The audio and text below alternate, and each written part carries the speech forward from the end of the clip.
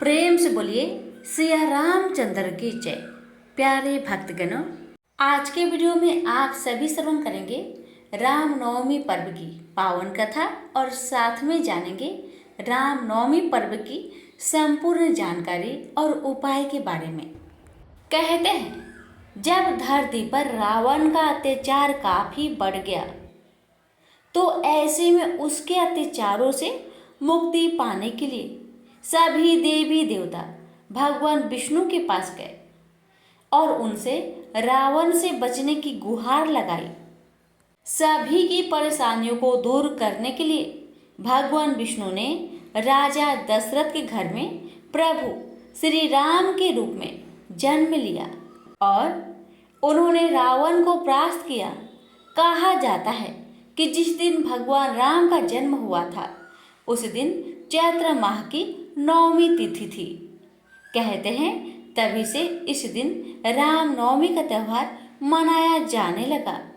प्यारे भक्तगणों, इस बार रामनवमी का पर्व 17 अप्रैल 2024 को मनाई जा रही है। इस दिन भगवान राम की शुभ मुहूर्त में विधि विधान से पूजा करने से जीवन के सारे कष्ट दूर हो जाते हैं। तो आइए जानते हैं रामनवमी पर्व की शुभ मुहूर्त, पूजन विधि और जानेंगे महत्व, उपाय और श्रवण करेंगे कथा। रामनवमी 2024 तिथि हिंदी पांचांग के अनुसार चैत्र माह के शुक्ला पक्ष की 9वीं तिथि 16 अप्रैल दोपहर 1:23 से शुरू हो रही है, जिसका समापन अगले दिन यानी 17 अप्रैल को दोपहर 3:15 होगा।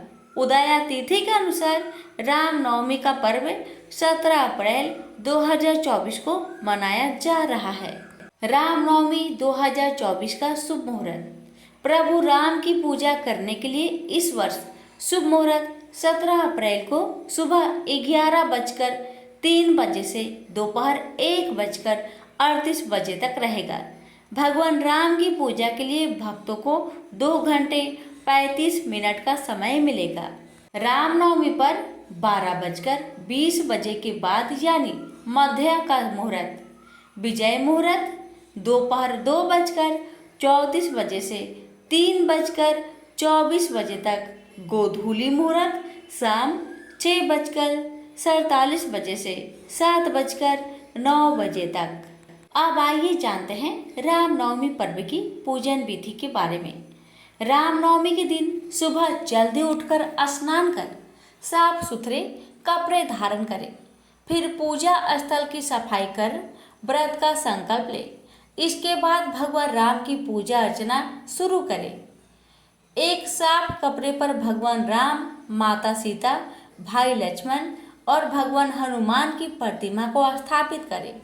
इसके बाद सभी का बारी बारी से चंदन, रौली, धूप, फूल, माला, इत्र आदि से षोडशोपचार विधि से पूजा करें। अब भगवान राम की पूजा में गंगा जल चढ़ाए, साथ ही कमल का फूल और तुलसी के पत्ते जरूर चढ़ाए। इसके अलावा 2-3 तरह के फल, मिठाई और फूल अर्पित करें। अब श्रद्धा अनुसार रामायण, रामचरितमानस और राम रक्षा स्तोत्र का पाठ करें। अंत में भगवान राम, माता सीता, भाई लक्ष्मण और हनुमान जी की आरती करें। पूजा के बाद सभी प्रसाद वितरित करें। जानिए रामनवमी पर्व में क्या नहीं खाना चाहिए। नवमी के दिन लौकी खाना निषेध है, क्योंकि इस दिन लौकी का सेवन गौ मांस के समान माना गया है। यह बहुत ही महत्वपूर्ण और पवित्र दिन है। इस दिन बैगन, कटहल, प्याज, लहसुन और किसी भी प्रकार का तामसिक भोजन नहीं करना चाहिए। अब जानिए रामनवमी पर्व में क्या खाएं। इस दिन कढ़ी, पूरन पोली खाएं। इस दिन खीर, पूरी, साग, भजिए का सेवन करें। इस दिन हलवा, कद्दू या आलू की सब्जी बनाई जा सकती है। इस दिन माता दुर्गा और श्री राम को भोग लगाने के बाद ही भोजन किया जाता है। इस दिन प्रसाद में विशेष तौर पर पंजीरी बनाई जाती है। आप जानेंगे उपाय। रामायण में वर्णित राम जन्म कथा का श्रवण, वाचन, श्रद्धा भक्ति पूर्वक करें। भक्त रामनवमी के दिन अखंड रामायण का भी पाठ करते हैं। भगवान राम को दूध, दही, घी, शहद, चीनी मिलाकर बनाए गए पंचामृत तथा भोग अर्पित किया जाता है। भगवान राम का भजन, पूजन, कीर्तन आदि करने के बाद प्रसाद को पंचामृत सहित श्रद्धालुओं में वितरित करें और इसके बाद व्रत खोलने का शास्त्रीय विधान है। भक्तों को चाहिए कि राम रक्षा स्तोत्र का पाठ करें अथवा राम रामेति रामेति रमे रामे मनोरमे सहस्त्रनाम अतुल्यम राम नाम बरानने का जाप करें। राम नवमी के दिन राम कृपा की प्राप्ति के लिए भक्तों को चाहिए कि व्रत रखकर भगवान राम सहित रामचरितमानस रामायण की पूजा करें। माँ जानकी, लक्ष्मण जी, हनुमान जी सहित राम दरबार को स्थापित करें। लाल रंग की स्याही से कम 108 बार राम नाम अथवा सीताराम लिखे। तत्पश्चात निकटम राम नाम बैंक में जमा करवाए अथवा राम नाम की माला बनाकर प्रभु हनुमान जी को पहनाए। चमत्कारी लाभ अनुभव करें। माँ दुर्गा के 9वें स्वरूप सिद्धिदात्री की उपासना भी इस दिन की जाती है। कुंवारी कन्याओं को भोजन कराए। गरीबों की सामर्थ्य अनुसार यथासंभव मदद करें। गृहस्थ जो कठिन मंत्रों का जप नहीं कर सकते वे भगवान राम की स्तुति श्री रामचंद्र कृपालु भजू मन प्रतिदिन करें। शास्त्रों के अनुसार भगवान श्री राम की इस स्तुति का प्रतिदिन गान करने से जातक के जीवन में किसी भी प्रकार के कष्ट नहीं आते। यदि कोई जातक जीवन में किसी बड़ी समस्या से परेशान हो तो दिन में 3 बार भगवान श्री राम के मंदिर में या उनके चित्र के सामने बैठकर इसका गान करने से वह समस्या दूर हो जाती है। अब आइए श्रवण करते हैं रामनवमी की पावन कथा। कथा को श्रद्धा पूर्वक पूरा अवश्य सुनिएगा। भगवान आप सभी भक्तों की सभी मनोकामनाएं पूर्ण करेंगे। महादेव जी को एक बार बिना कारण के किसी को प्रणाम करते देखकर पार्वती जी ने पूछा, स्वामी आप किसको प्रणाम करते रहते हैं? शिव जी पार्वती जी से कहते हैं कि हे देवी, जो व्यक्ति एक बार राम कहता है उसे मैं 3 बार प्रणाम करता हूँ। पार्वती जी ने एक बार शिव से पूछा कि आप शमशान में क्यों जाते हैं? उसी समय शिव जी पार्वती जी को शमशान ले गए। वहाँ एक शव अंतिम संस्कार के लिए लाया गया। लोग राम नाम सत्य है कहते हुए शव को ला रहे थे। शिव जी ने कहा कि देखो पार्वती, इस शमशान की ओर जब लोग आते हैं तो राम नाम का स्मरण करते हुए आते हैं और इस शव के निमित्त कई लोग के मुख से मेरा अति प्रिय दिव्य राम नाम निकलता है। उसी को सुनने में शमशान में आता हूँ और इतने लोगों के मुख से राम नाम का जप करवाने में निमित्त बनने वाला इस शव का मैं सम्मान करता हूँ, प्रणाम करता हूँ और अग्नि में जलने के बाद उसकी भस्म को अपने शरीर पर लगा लेता हूँ। राम नाम बुलवाने वाले के प्रति मुझे अगाध प्रेम रहता है। एक बार शिव जी कैलाश पर पहुँचे और पार्वती जी से भोजन मांगा। पार्वती जी विष्णु सहस्त्र नाम का पाठ कर रही थी। पार्वती जी ने कहा, अभी पाठ पूरा नहीं हुआ, कृपया थोड़ी देर प्रतीक्षा कीजिए। शिव जी ने कहा कि इसमें तो समय और श्रम दोनों लगेंगे।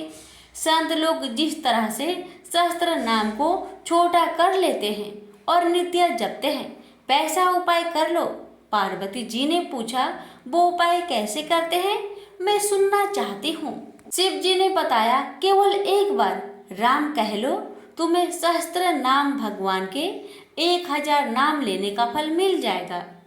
एक राम नाम 1000 दिव्यों नामों के समान है। पार्वती जी ने वैसा ही किया। यह राम नाम सभी आपदाओं को हरने वाला, सभी संपदाओं को देने वाला दाता है।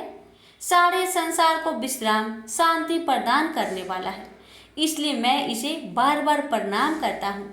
भाव सागर के सभी समस्या और दुख के बीजों को भूंज के रख देने वाला, समूल नष्ट कर देने वाला, सुख संपत्तियों को अर्पित करने वाला, यम दूतों को खदेड़ने भगाने वाला केवल राम नाम का गर्जन जप है। प्रयास पूर्वक स्वयं भी राम नाम जपते रहना चाहिए और दूसरों को भी प्रेरित करें। राम नाम जपवाना चाहिए, इससे अपना और दूसरों का तुरंत कल्याण हो जाता है। यही सबसे सुलभ और अचूक उपाय है। प्रेम से बोलिए सीताराम की जय। राम नाम में अद्भुत शक्ति होती है। मान्यता है कि केवल राम नाम का स्मरण करना हजारों देवताओं के उच्चारण जैसा होता है। इतना ही नहीं, राम नाम जप करने वालों को मोक्ष की प्राप्ति होती है। ऐसे में राम नवमी का दिन तो राम लल्ला के जन्म उत्सव का दिन है, इसलिए यह विशेष दिन होता है। इस दिन भगवान राम की पूजा करने और व्रत रखने का महत्व कई गुना बढ़ जाता है और बुरे कर्म दूर होते हैं। श्रद्धा भाव से भगवान राम की पूजा करने से सभी मनोकामनाएं पूरी होती है। पौराणिक कथा के अनुसार अयोध्या के महाराज दशरथ को पुत्र रत्न की प्राप्ति नहीं हो रही थी। ऐसे में महाराज दशरथ ने अपने गुरु महर्षि वशिष्ठ के निर्देशों का पालन करते हुए एक महायज्ञ आयोजित किया। महाराज दशरथ ने इस यज्ञ में सभी यशस्वी ऋषि मुनियों को आमंत्रित किया। जिस दिन यज्ञ का शुभारंभ होना था, उस दिन गुरु वशिष्ठ के साथ महाराज दशरथ के मित्र अंग, प्रदेश के अधिपति रिंग ऋषि और अन्य अंगतुक भी यज्ञ मंडप पर आए। यज्ञ के समापन के बाद महाराज दशरथ ने सभी ऋषि और पंडितों को दक्षिणा स्वरूप धन्य धान्य का दान कर विदा किया। यज्ञ से प्राप्त प्रसाद लेकर राजा दशरथ पुनः अपने महल में लौट आए और प्रसाद अपनी तीनों रानियों के बीच वितरित किया। तत्पश्चात यज्ञ के पुण्य फल से तीनों रानियों ने गर्भ धारण किया। सबसे पहले माता कौशल्या ने एक पुत्र को जन्म दिया। रानी कौशल्या के द्वारा जन्मे उस बालक के चेहरे पर करोड़ों सूर्य के समान आभा थी और उस बालक व्यक्तित्व अत्यंत ही आकर्षक था।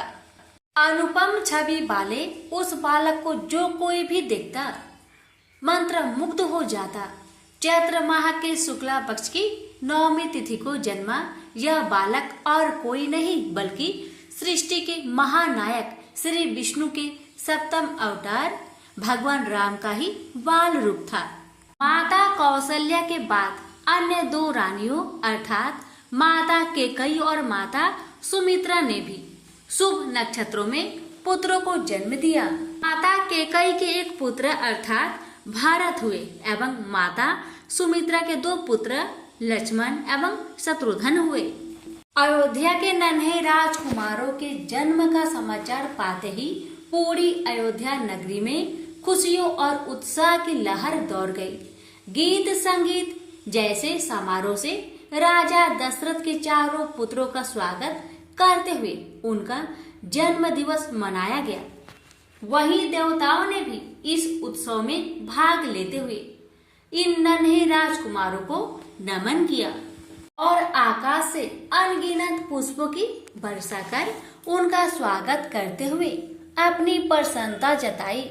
शीघ्र ही चारों पुत्र का नाम संस्कार महर्षि वशिष्ठ के द्वारा किया गया तथा उनके नाम रामचंद्र, भरत, लक्ष्मण और शत्रुघ्न रखे गए। अत्यंत विलक्षण प्रतिभा के धनी श्री राम अल्प काल में ही अयोध्या वासियों के प्रिय हो गए। उन्हें सभी प्रकार के अस्त्र शस्त्र चलाने में असाधारण निपुणता प्राप्त हो गई। वे निरंतर माता पिता और गुरुजनों की सेवा में लगे रहते थे। श्री विष्णु के सातवें महाअवतार के रूप में जन्मे श्री राम ने अपने जीवन काल में अनेकों महान और धर्मपरायण कार्य किए। चाहे सीता स्वयंवर में धनुष तोड़ना हो, या महाबली बाली का वध कर सुग्रीव की सहायता करना हो। विवाह के पश्चात मर्यादा पुरुषोत्तम श्री राम अपने पिता की आज्ञा का पालन करते हुए पत्नी सीता और अनुज लक्ष्मण समेत वनवास स्वीकार किया। जहाँ माता सीता की दुराचारी रावण से रक्षा करते हुए प्रभु ने अत्याचारी रावण का संहार किया। ये वही राम है जो स्वयं जगत के पालनहार है और दुर्लभ शक्तियों के स्वामी है, किंतु उन्होंने एक सामान्य मनुष्य जीवन का एक अद्भुत उदाहरण प्रस्तुत किया। युगों युगों के बाद आज भी श्री रामचंद्र के आदर्श व्यक्तित्व, धैर्य, निष्ठा, त्याग एवं पराक्रम को श्रद्धा और सम्मान देते हुए रामनवमी के दिन उनका जन्म उत्सव मनाया जाता है। आज भी राम भक्त अन्यथा आस्था के साथ अपने आराध्य श्री राम का अवतरण दिवस मनाते हैं। उनसे बोलिए सीताराम की जय। पौराणिक कथा के अनुसार भगवान श्री राम, माता सीता और भगवान लक्ष्मण वनवास जा रहे थे। उस वक्त प्रभु श्री राम विश्राम करने के लिए थोड़ी देर रुके। जहाँ भगवान विश्राम कर रहे थे वहीं पास में एक बुढ़िया रहती थी। भगवान श्री राम, लक्ष्मण और माता सीता उस बुढ़िया के घर गए। उस वक्त बुढ़िया सूत काट रही थी। बुढ़िया ने श्री राम, लक्ष्मण और माता सीता का आदर पूर्वक स्वागत किया और उन्हें स्नान ध्यान करवाकर भोजन करने की कहा। यह सुनकर श्री राम ने बुढ़िया से कहा कि माता, मेरा हंस भी बहुत भूखा है, इसके लिए पहले मोती ला दो, फिर मैं बाद में भोजन करूंगा। यह सुनकर बुढ़िया बहुत परेशान हो गई, लेकिन बुढ़िया अपने घर आए मेहमानों का निरादर नहीं करना चाहती थी। इस वजह से वह दौड़ते दौड़ते अपने नगर के राजा के पास गई और उसे उधार में मोती देने को कहा। बुढ़िया की हैसियत नहीं थी कि राजा को मोती लौटा आने की, लेकिन फिर भी बुढ़िया पर तरस खाकर राजा ने उसे मोती दे दी। बुढ़िया दौड़ते हुए उस मोती को लाकर भगवान श्री राम के हंस को खिला दिया। हंस को खाना खिलाने के बाद बुढ़िया ने भगवान श्री राम को भी भोजन करवाया। भोजन करने के बाद भगवान श्री राम जाते समय बुढ़िया के आंगन में एक मोती का पेड़ लगा गए।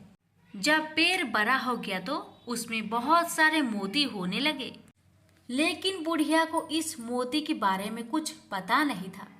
जब पेड़ से मोती गिरता था तो उसकी पड़ोसी उसे उठाकर ले जाते थे। एक दिन की बात है, बुढ़िया उसी पेड़ के नीचे बैठकर सूत काट रही थी। तभी पेड़ से एक मोती गिरा। बुढ़िया ने तुरंत मोती को उठा लिया और उसे राजा के पास ले गई।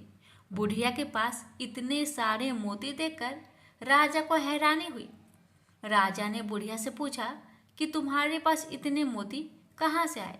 जब बुढ़िया ने अपने राजा को बताया कि उसके आंगन में एक मोती का पेड़ है, यह सुनकर राजा ने तुरंत उस पेड़ को अपने आंगन में लगवा लिया। लेकिन भगवान श्री राम की कृपा से राजा के आंगन में लगा हुआ मोती का पेड़ में मोती की बजाय कांटे लगने लगे। एक दिन उसी पेड़ का एक कांटा रानी के पैर में चुभ गया। रानी के पैर में कांटा चुभने के बाद उन्हें बहुत पीड़ा हुई। वह चिल्लाते चिल्लाते राजा के पास गई। यह देखकर राजा ने उस पेड़ को फिर से बुढ़िया के आंगन में लगवा दिया। प्रभु श्री राम की कृपा से पेड़ में फिर से मोती लगने लगे। अब जब पेड़ से मोती गिरता, बुढ़िया उसे उठाकर प्रभु के प्रसाद के रूप में सभी को बांट देती थी। प्रेम से बोलिए सिया रामचंद्र की जय। रामायण में कथा आती है कि एक बार भगवान राम और लक्ष्मण एक सरोवर में स्नान के लिए उतरे। उतरते समय उन्होंने अपने अपने धनुष बाहर तट पर गाड़ दिए। जब वे स्नान करके बाहर निकले तो लक्ष्मण ने देखा कि उनकी धनुष की नोक पर रक्त लगा हुआ था। उन्होंने भगवान राम से कहा, भ्राता, लगता है कि अनजाने में कोई हिंसा हो गई है। दोनों ने मिट्टी हटाकर देखा तो पता लगा कि वहाँ एक मेढक मरणासन पड़ा है।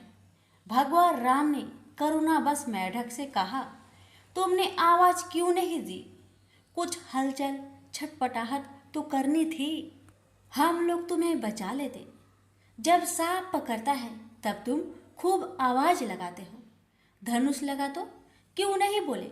मेढक बोला, प्रभु जब सांप पकड़ता है तब मैं राम राम चिल्लाता हूँ। एक आशा और विश्वास रहता है कि प्रभु अवश्य पुकार सुनेंगे। पर आज देखा कि साक्षात भगवान श्री राम स्वयं धनुष लगा रहे हैं, तो किसे पुकारता?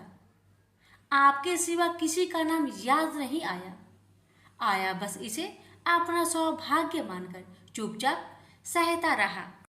सच्चे भक्त जीवन के हर क्षण को भगवान का आशीर्वाद मानकर उसे स्वीकार करते हैं। सुख और दुख प्रभु की ही कृपा और कोप का परिणाम तो है। प्रेम से बोलिए सीताराम की जय।